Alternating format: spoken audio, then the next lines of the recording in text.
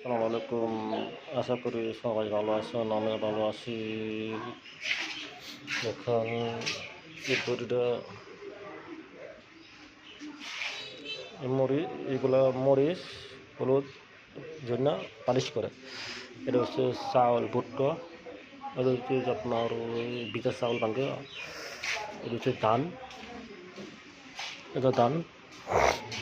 এই যে 50 side body, এটা এখন 50 এগুলো আছে, এই যে লেখা আছে, এই যে 50 মানে ওটা 50 লেখা। এই যে মোটর পিস গুঁড়া অনেক সুন্দর সিস্টেম করছে।